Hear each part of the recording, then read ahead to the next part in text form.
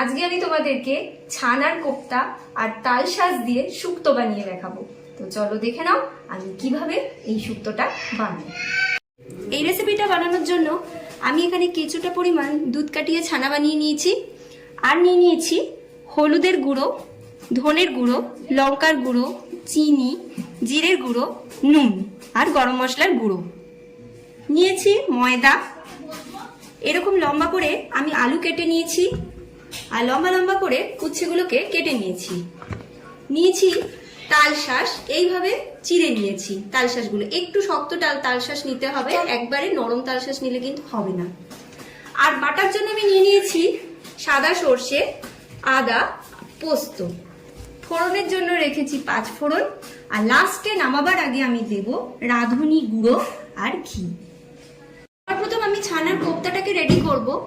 তার জন্য আমি নিয়ে নিয়েছি ছানা, আর দিয়ে দিচ্ছি এই সমস্ত গুঁড়ো মশলাগুলো, আর দিয়ে দেবো কিছুটা পরিমাণে ময়দা, দিয়ে আমি ভালো করে মেখে নেব।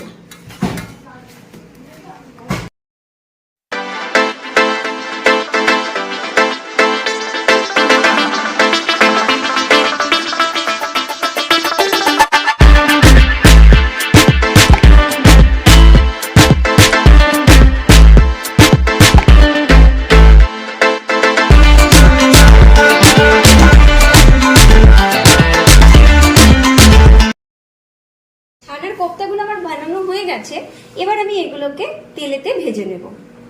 কড়াইতে আমি সাদা তেল গরম করে নিয়েছি, এবার কোপ্তাগুলোকে আমি ভেজে নিচ্ছি।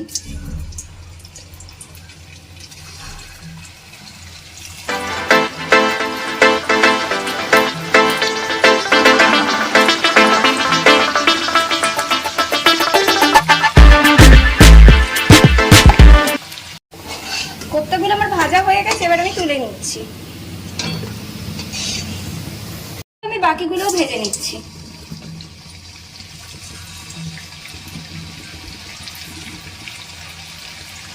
ওই তেলেতেই আমি কেটে রাখা আলুগুলোকে অল্প নুন হলুদ মাখিয়ে আমি একটু ভেজে নিচ্ছি।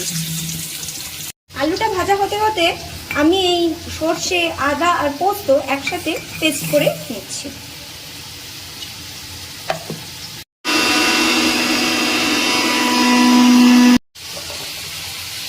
আলুটা আমার লাল লাল করে ভাজা হয়ে গেছে, এবার আমি তুলে নিচ্ছি।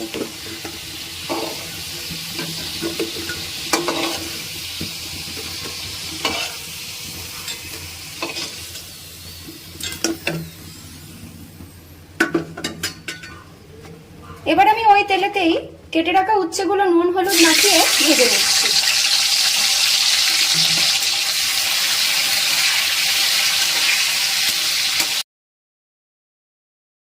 মশলাটা বাটা হয়ে গেছে। এবার আমি কড়াইতে ফোড়ন হিসেবে দিয়ে দিচ্ছি 5 ফোড়ন আর তেজপাতা।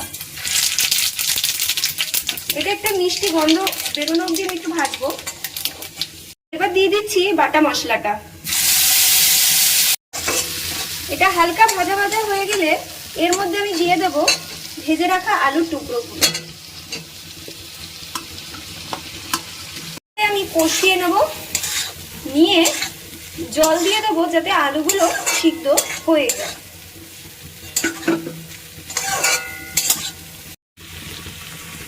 দিয়ে দিচ্ছি স্বাদ মতো নুন,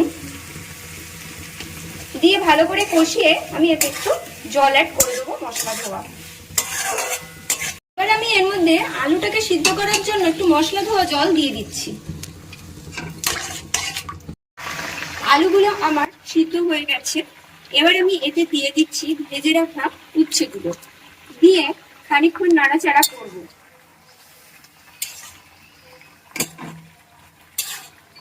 এবার আমি এতে দিয়ে দেবো 1 কাপ পরিমাণে দুধ।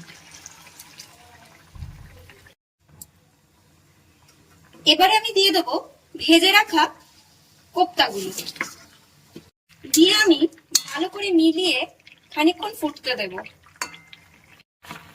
এবারে আমি দিয়ে দিচ্ছি স্বাদ মতো চিনি।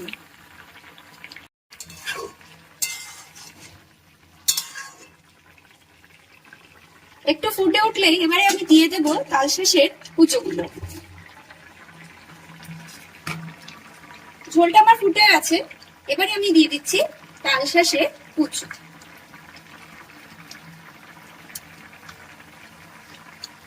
এবার আমি 4-5 মিনিটের জন্য এই সবকটাকে একসাথে ফুটিয়ে নেবো ভালো করে।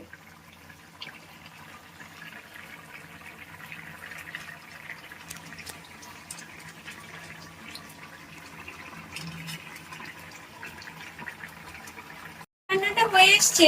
এবার নামাবার আগে আমি দিচ্ছি রাঁধুনি গুঁড়ো,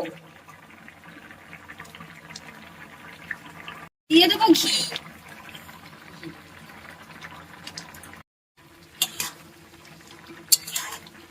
ভালো করে মিশিয়ে নিচ্ছি।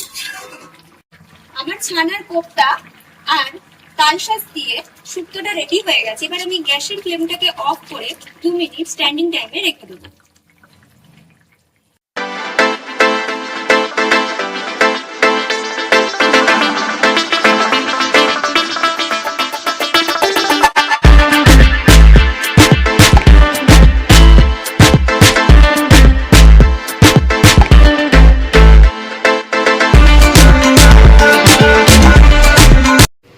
ছানার কোপ্তা দিয়ে তালশাঁস দিয়ে শুক্তোটা রেডি হয়ে গেছে।